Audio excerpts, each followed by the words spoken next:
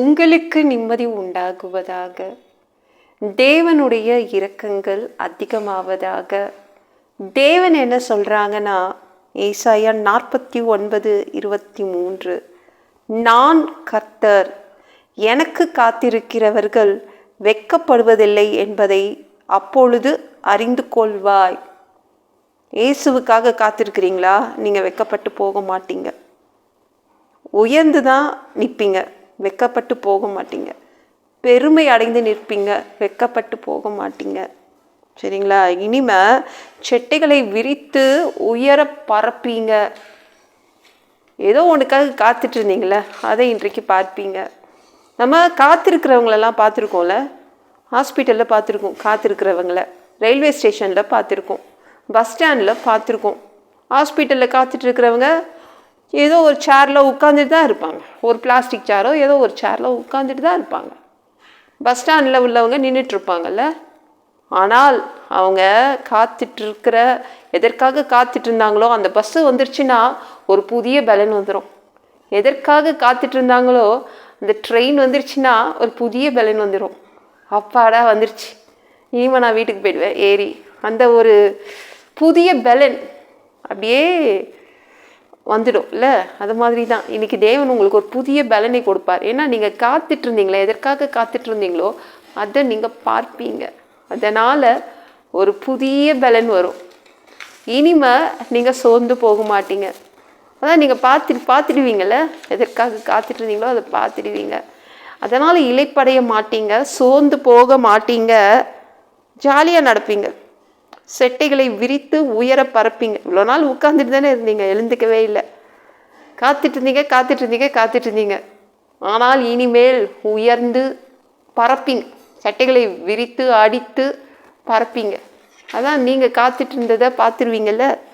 வெக்கம் வராது, உயர்வு தான் வரும். இங்கே வெக்கப்பட்டு போய் நின்றுவேனோ, அங்கே வெக்கப்பட்டு போய் நின்றுவேனோ, வேண்டாம் அப்படிலாம் ஒன்றும் ஆகாது.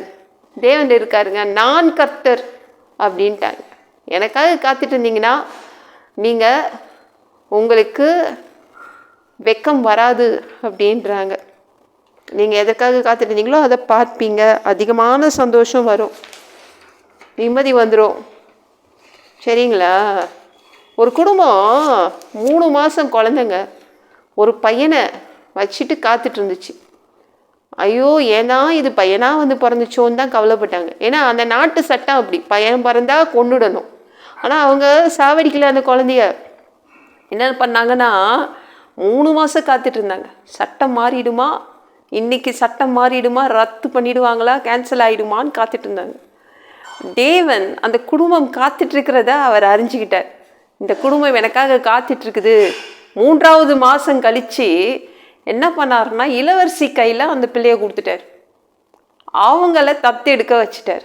எப்படி இருந்திருக்கோம்ல, அவங்க அக்கா, அந்த மோசே பாப்பாவுடைய அக்கா இருக்காங்கல்ல, மிரியாம், அப்படியே உயர பறந்து ஓடி வந்தாங்க.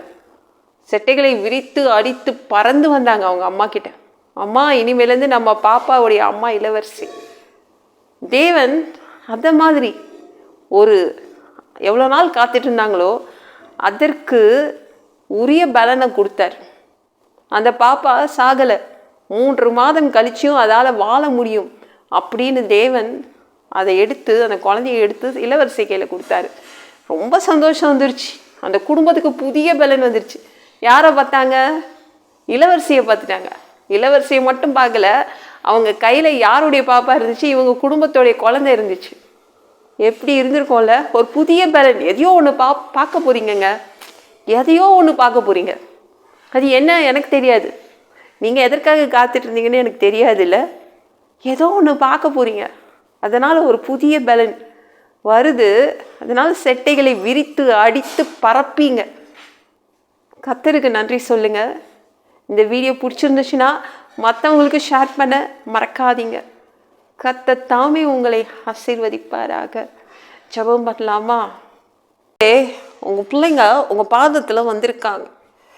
உங்கள் பிள்ளைங்க உங்களுக்காக காத்துட்டு இருந்தாங்க. புதிய பலன் உங்கள் பிள்ளைங்களுக்கு கிடைக்குது. செட்டைகளை விரித்து பறந்து உயரை பரப்பார்கள். ஏதோ ஒன்று பார்க்க போகிறாங்க, ஏதோ ஒன்று புதுசாக பார்க்க போகிறாங்க. உங்கள் பிள்ளைங்களுக்காக ஏதோ ஒன்று காட்டுறீங்க, நன்றி. அவங்களுக்கு கொடுக்க போகிறீங்க, நன்றி. பா, எல்லாம் பொல்லாத பிசாசுகள், ஏவல்கள், மந்திரங்கள், தற்கொலை ஆவிகள், பயத்தின் ஆவிகள், பலவீனப்படுத்துகின்ற ஆவிகள் எல்லாம் இயேசு என்ற பெயரினை கொண்டு துரத்துகிறேன். ஓடிப்போ. உங்கள் பிள்ளைங்கள இரத்த கோட்டிக்குள் வச்சுக்கோங்க. பரிசுத்த ஆவியால் நிரப்புங்க. ஞானஸ்நானம் எடுக்கணும். ரட்சிப்பீராக. இயேசுவின் காயப்பட்ட தழும்புகளால் எல்லா வியாதிகளும், எல்லா பலவீனங்களும், கேன்சர் போன்ற வியாதிகளும் சரியாகுவதாக. பா, பரம்பரை வியாதிகள் சரியாகுவதாக. மரணப்படுக்கைகள் சரியாகுவதாக. மனிதனாக பிறந்தா ஜீவ புஸ்தகத்தில் எங்கள் பேர் எழுதியிருக்கணும். அப்படி இல்லைன்னா அந்த மனிதனை பிடிச்சி நீங்கள் நரகத்தில் தள்ளிடுவீங்க. தீ எரிகிற இடத்துல எப்படி போய் வாழ்கிறதுப்பா? நாங்கள் பரலோகத்துக்கு வர்றதுக்கு ஆசைப்படுறோம். அங்கேயே அனுப்பிடுங்க. அடித்து உதச்சி திருத்தி எங்களை பரலோகத்துக்கே அனுப்பிடுங்க சாமி. கழுவப்படாத பாவங்கள் எங்ககிட்ட இருந்துச்சுன்னா உங்கள் திரு ரத்தத்தை கொண்டு கழுவி எங்களை பரலோகத்துக்கே அனுப்பிடுங்க. எந்த ஒரு இமைப்பொழுது நீங்கள் வருவீங்கன்னு இயேசுவை வணங்கி வணங்கி காத்துட்ருக்கோம். பரிசுத்தமாக வாழ்ந்து வாழ்ந்து காத்துட்ருக்கோம். அந்த ஒரு இமைப்பொழுதில் உங்களுக்கு ஒப்பான உடம்பு எங்களுக்கு கொடுக்கப்படும். அதை பெற்றுக்கொண்டு மதிய வானத்தில் உங்களை சந்திக்க வருவோம். இந்த தருணத்தை இழந்துடக்கூடாதுப்பா சாமி. உமக்கு நன்றி பா. ஒரு மனிதனால் பரிசுத்தமாக வாழ்கிறது கூடாத விஷயம். அதற்கும் உங்கள் உதவி கேட்டு தான் வந்திருக்கோம். 7 வருடம் அந்த கிறிஸ்து ஆட்சியில் விட்டுட்டு போயிடாதீங்க. பிசாசு நடத்தும் ஆட்சியில் விட்டுட்டு போயிடாதீங்க சாமி. பா, நீங்கள் திரும்பவும் இந்த பூமியில் 1000 வருடம் தங்கி ஆட்சி செய்ய போகிறீங்க. அந்த பொற்காலத்தை பார்க்க ஆசைப்படுறோம். எல்லாவற்றையும் ஒப்பு கொடுக்குறேன். ஈசி மூலிஜபம் கேளுப்பிதாவே. ஆமென். நாளைக்கு பார்க்கலாம்.